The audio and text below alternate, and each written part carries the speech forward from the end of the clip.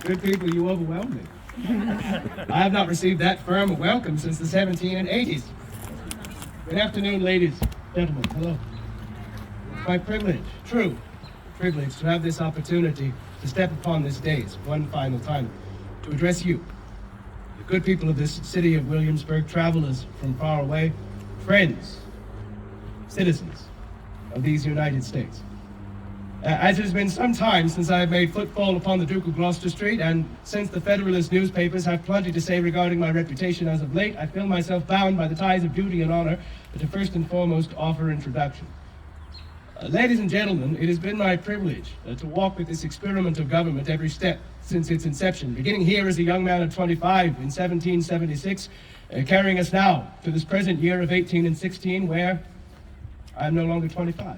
It has been my privilege to represent the good people of the Commonwealth of Virginia numerous times, the high honor to serve as architect of our general system of government and Bill of Rights, and of course for these last 8 years, it has been my high duty to stand as your fourth Chief Magistrate of these United States. My name, ladies and gentlemen, is President James Madison, at your service.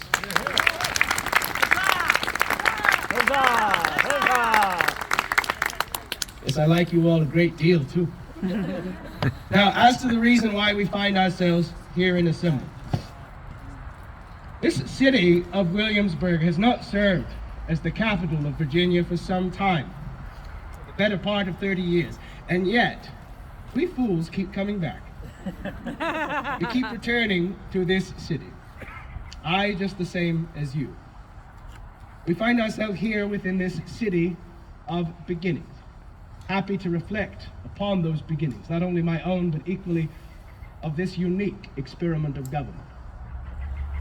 40 years ago, ladies and gentlemen, the people of the United States, from the taverns of New England to the tobacco fields of Virginia, embarked upon a singular experiment. An experiment that philosophy has waited for, an experiment that humanity has sighed for from the most remote ages of our common experience. 40 years ago, we resolved unanimously for an independency from Great Britain, raised a new system of government, a system not derived from the power of kings, crowns, parliaments, potentates, but instead from the legitimate power of the people and the singular idea that they are capable of being their own governors. You can clap for that if you want.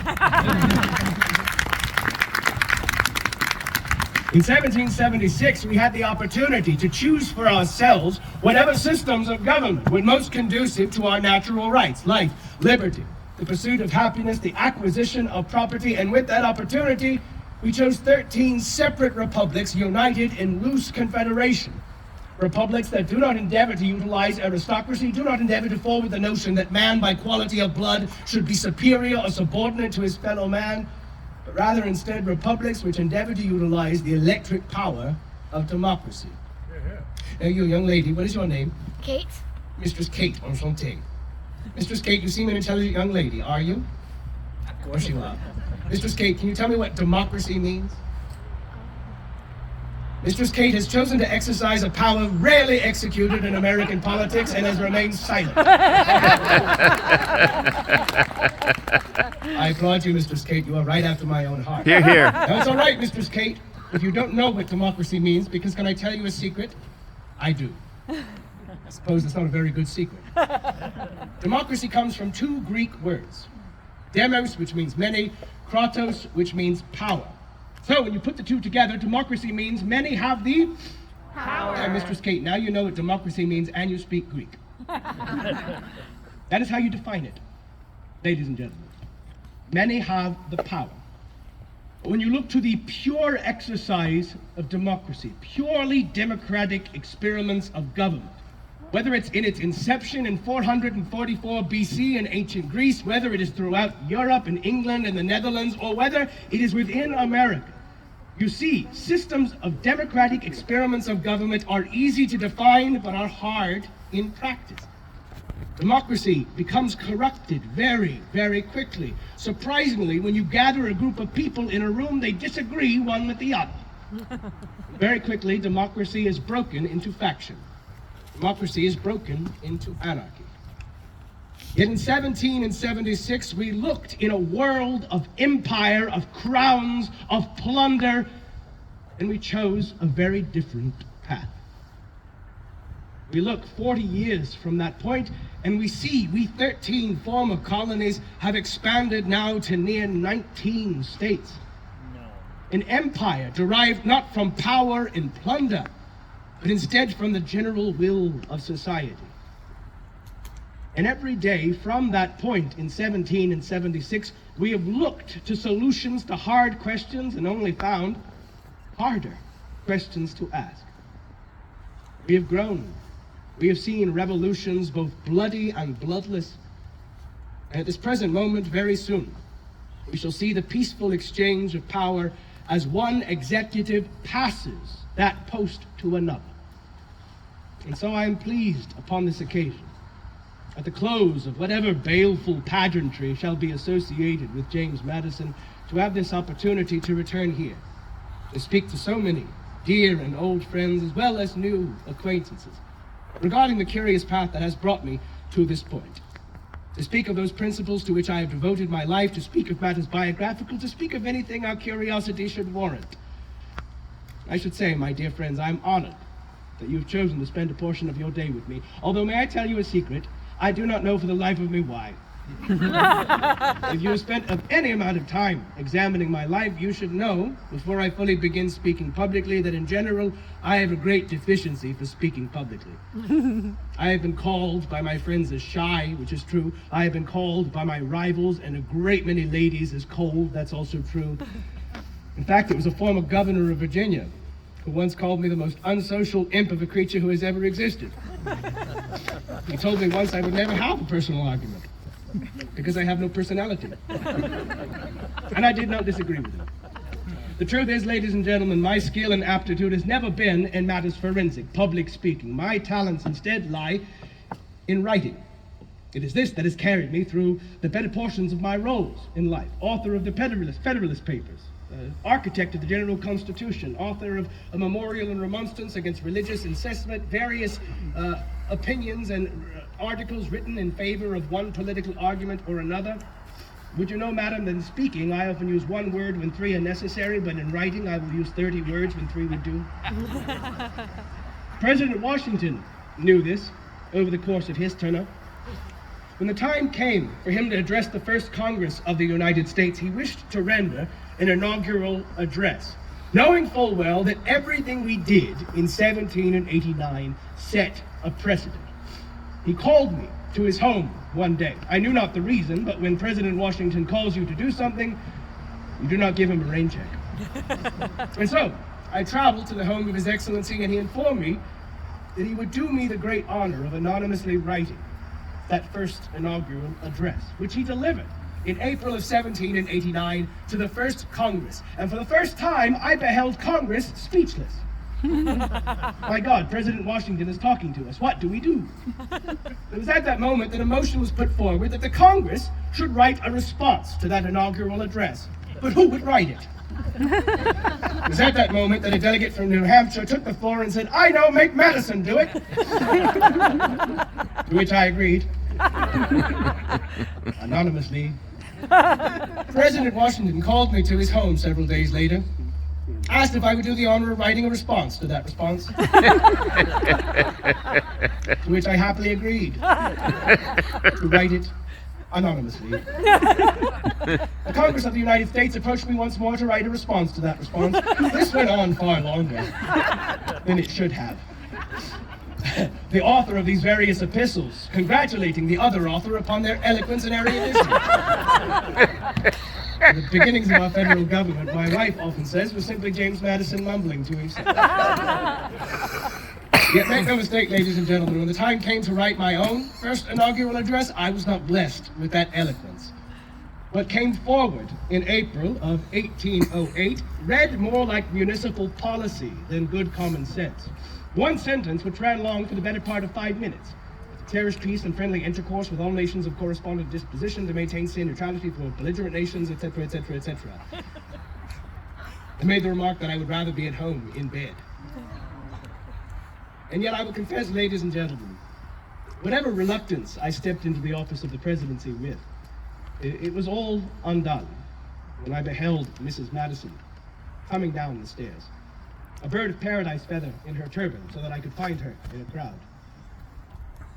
Let it be remembered that man can prevail against any opposition with the assistance of a fine lady at his side.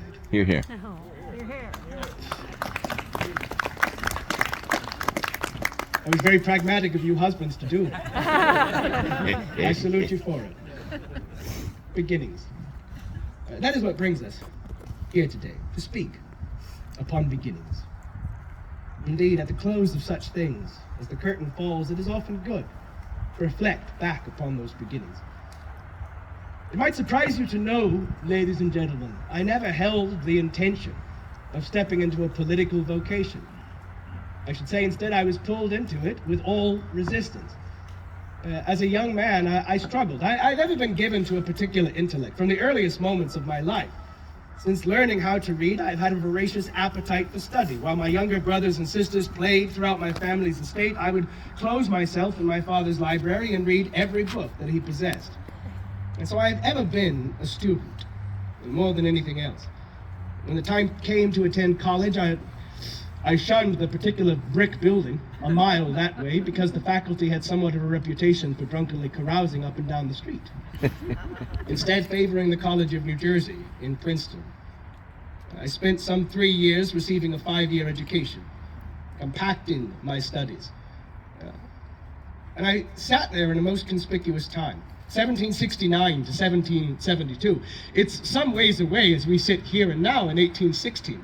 But at that present moment, we were wrestling and reconciling with our identity, endeavoring to determine to whom we should be loyal, the parliamentary authority that every day was setting precedent that we, the colonists of North America, were lesser subjects, or instead to the self-same new authority that every day was arising, the authority of our common sense and national justice. While that debate was taking place, I sat in the most dangerous place that breeds sedition, the American college. Being honed into the greatest weapon an overreaching government can see an inquiring mind. It was Thomas Hobbes that said the greatest danger to kings is young people reading books, because it makes them fall in love with ideas, not with men. And I did precisely that. I studied the theater of the globe, the history of the world. I studied natural philosophy, the astronomy of Copernicus, of Galileo Galilei, the mathematics of Euclid, the politics of John Locke, Justinian, and every era in between. And I contemplated what to do with all of this knowledge.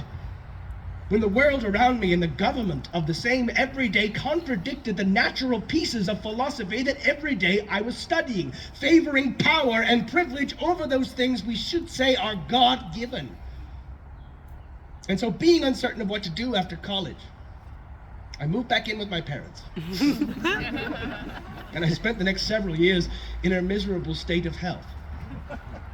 But in that time, I also met a very different version of tyranny. For you see, we speak of the revolution, ladies and gentlemen, and we speak of the tyranny of the king. We speak of Great Britain as the great antagonist of our revolution. But I learned in the early 1770s that was not the case. That was, of course, our enemy in the war for independence, but our revolution, if we're to accept that it outlives the war, if it outlives ourselves, if it is a revolution of thought to prove that many can govern themselves, the great antagonist of our revolution, ladies and gentlemen, was not one state or prince, but ourselves. Yeah, very true. It's the best reaction I've had to that bad news. You see, in the early 1770s, I witnessed several people in my native county placed in jail and punished, not for committing any crime, but simply for practicing their faith. I'm speaking, of course, of the Baptists. There are even some places in Virginia to this day where the county jail is called the Baptist Prayer House. But because of the state-sponsored religion, the Church of England, the ecclesiastical laws, which had, since the Great Awakening, seen certain Protestant denominations fettered while others sat rewarded, don't get me started upon the Catholics, I began to wonder, this native home, Virginia, which I had come to prize as a lord of the soil, was instead a land of hell-conceived tyranny. I sat pessimistic as we put forward our grievances from Great Britain that perhaps man should not be trusted with this power. And so I advocated for those individuals to the best of my ability. And all the while, the drums of war continued on. For 10 years, ladies and gentlemen, we endeavored by petition and pen to put forward some easy resolution that reconciled ourselves with our mother country. But the drums of war began to sound. The fuse of revolution was lit, and in April of 1775 at Lexington and Concord, with a single shot, paper and petition would not see our grievances redressed. It was war. And the question was, would it be a war of rebellion or something entirely different? Somehow by accident in 1776, I found myself called to Williamsburg for the first time. You see, in the old Capitol building in the spring of 1776, a convention of men was called, the likes of which had never been seen before. A convention that would decide Virginia's stance upon independency. In a house built for monarchy, we would decide if we would be something different. Place yourselves there for a moment, ladies and gentlemen. That spring of 1776, a room filled with aristocrats lined in their silk. A group of aristocrats who would, by day's end, decide if they would turn their backs upon the monarchs that they deemed their father and mother. Now the vote was taken down the rolls, meaning to wit, it was not a majority vote, but rather each gentleman was called individually. On that particular day, we knew it was requisite and necessary to make a statement to all the world. The vote would need be unanimous or not be made at all. Consider what was at stake as the hangman's noose sat aloft, what we were gambling with. Now consider the vote being taken, 130 names, one by one. Any vote of no miscarrying the affair. Imagine the tension in the room. I gave my first political action with a shy, soft-spoken, and squeaky hard to hear, "I for independence."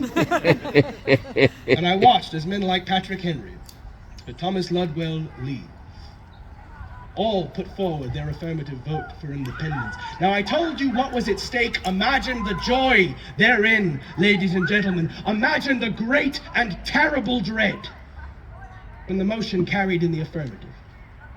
We would no longer be British. So what the devil would we be? Never before should there be a more exciting time to be alive. And having committed such sedition and rebellion, we decided to celebrate in proper rebellious form. We gathered outside the Capitol. We partook in toasts to the success of Washington, the Congress, North Carolina, South Carolina, New Hampshire, tiny Connecticut, Rhode Island a second time. We were very lubricated by our patriotism. So much so that the following day, being a Saturday, we decided to call for the Sabbath early, call for a day of fasting, prayer, and recovery from that patriotism. We assembled at Capitol Circle that morning. We walked arm in arm down the Duke of Gloucester Street. We listened to a sermon at Bruton Parish Church where the minister cited the book of Chronicles. He said, "Hark ye, all Judah, be not afraid nor dismayed by reason of the multitude, for this battle is not yours, but God's." This was the deception of 1776. Tabula rasa, a blank slate. We can build the world anew, and we will do better than Great Britain, which has hundreds of years of experience upon us, instantly by declaring independence. We were young. We were naive, but what young person is not? And so immediately we began to craft a new structure of government, knowing full well we could have made ourselves new lords upon this soil, every man a duke, a baronet. But instead, one of the first things we did was ban forever such titles of nobility. They would have no place in Virginia. Instead, a man of Fairfax County, Colonel George Mason, would eventually proffer what would become the basis of American liberty, with the Virginia Declaration of Rights. We would begin this new structure of government with the rights of human nature, meaning those rights that come from nature, that we have simply by the merit of our existence. Those rights of life, of liberty, of course, what else? No, don't get ahead of yourself and spoil the ending, property. From those natural rights, we would find civic rights. We would say that all power comes from the people, that magistrates are their trustees at all times, amenable to them. A shy, soft-spoken, and exceedingly handsome junior delegate from Orange County would put forward the complete free exercise of religion for the first time in Virginia, establishing his genius intellect and once more his stunning good looks.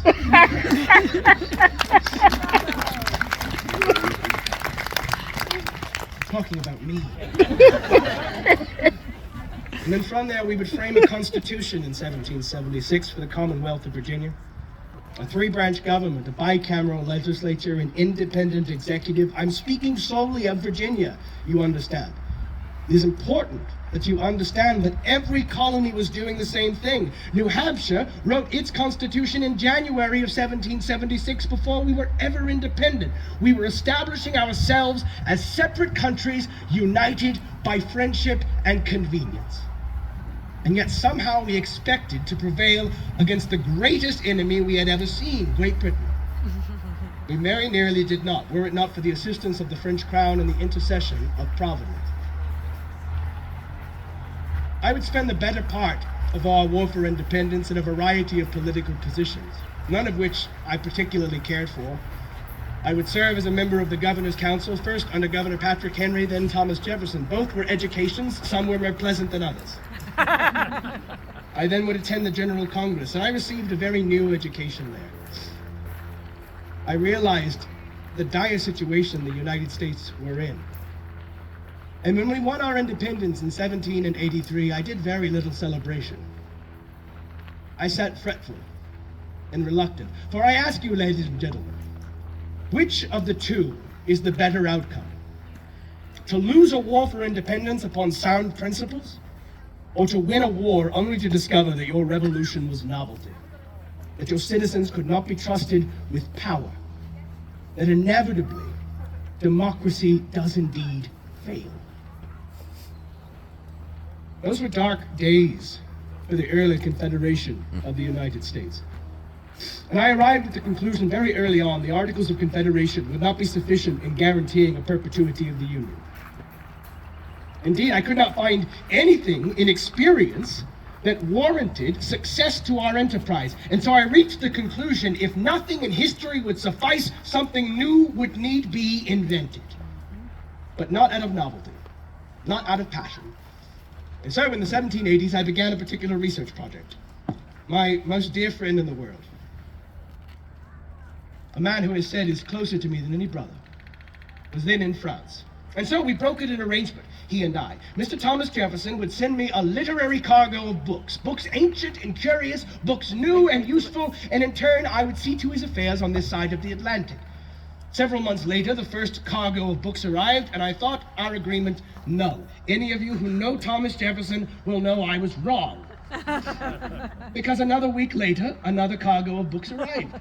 Several months, 3 more cargoes of books, more books, more books. My library at Montpelier eventually became so full of stacks that it became a venerable forest. I could hide between the pages when people came to visit. It was very convenient for relations. And through the course of a year, I read several hundred volumes of human history. The confederations of Amphictyon, the Chian, the Lacedaemonians, the Helvetic League of medieval Europe, the Swiss cantons, the Dutch Netherlands. And you know what I arrived at? There is no perfect government. I have often written that if men were angels, no government would be necessary. But I began to contemplate, ladies and gentlemen, that if you could not have a perfect government, you could certainly strive to have something more perfect. And so, in 1786, we gathered a convention together to decide whether the Articles of Confederation needed to be amended. That convention failed because, let's be honest, it's Annapolis, Maryland. But what came from that convention was the decision that in 1787, another convention would take place in Philadelphia. A convention to render the Constitution of the United States adequate. 55 men would be sent to that convention. 54 of them would be under the presumption they would be amending the Articles of Confederation. And 54 of those men would be wrong. Because one of those individuals would arrive to Philadelphia with a new plan of government. 3 branches, a bicameral legislature, an independent executive and judiciary that would have some role in the revisal and passing of laws.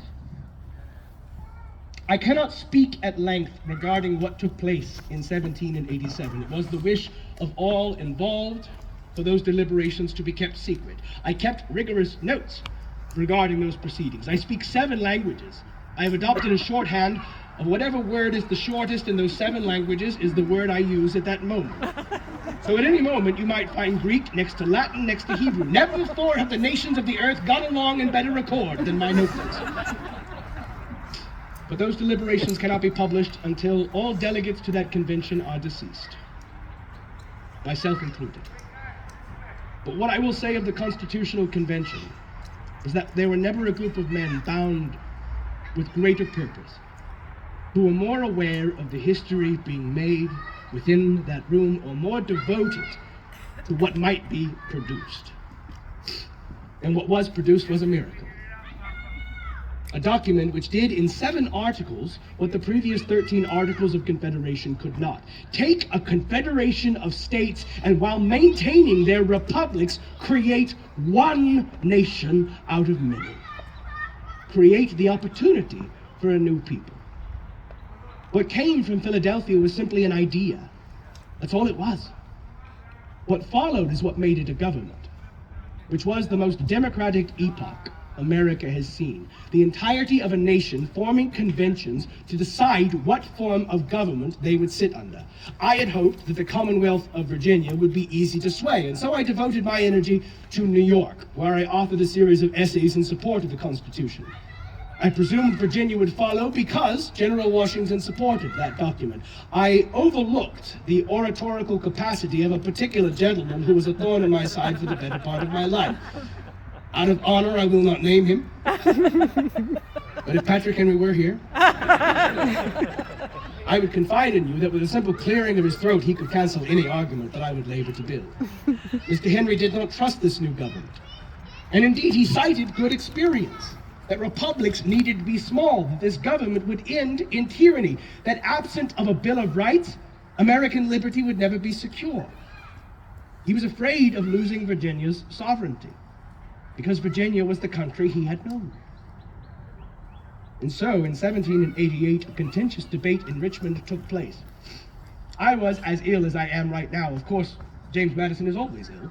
But oftentimes, the person taking rigorous notes would record that James Madison spoke for 10 minutes but could not be heard. Yet Mr. Henry conjured thunder down from the skies with his oration. And yet still, by the grace of heaven, the Constitution prevailed. It would be ratified.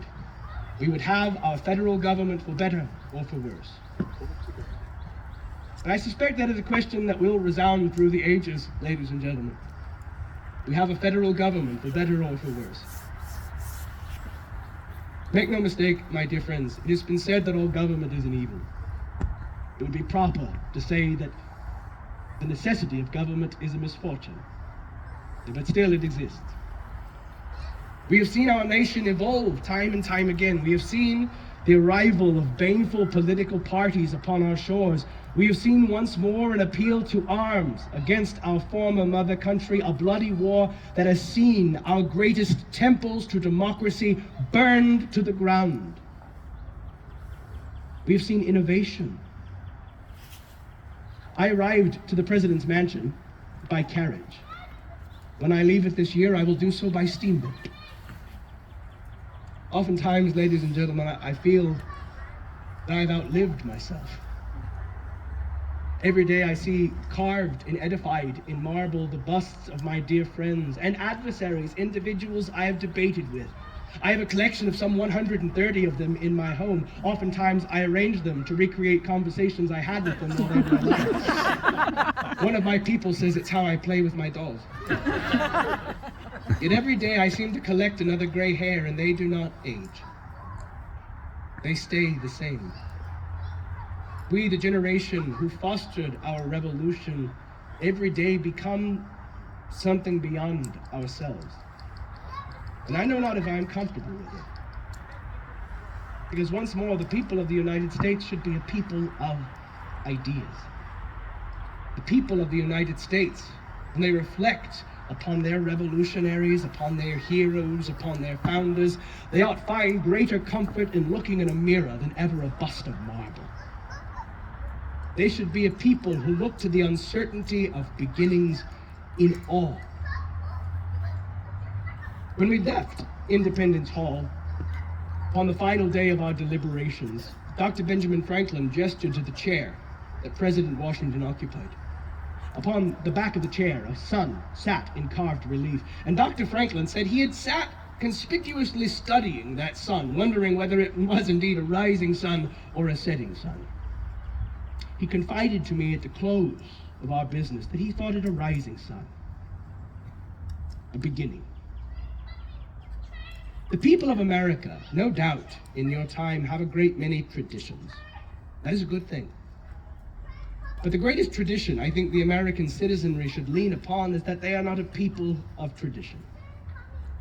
They are a people who honor their experience to learn from it, but not over the benefit of the necessities of today, the needs of their neighbors, the desire to innovate. That should be the revolution. That should be your beginning. And every day you have the chance to be something new, to be a little bit more revolutionary. For myself, I am pleased to have had my beginning in this city, knowing full well it has carried me through the better part of these epochs.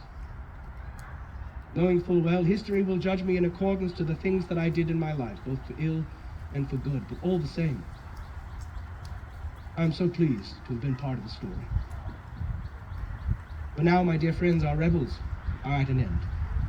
It has been my honor, through the course of this time, to be faithfully yours, James Madison. Huzzah!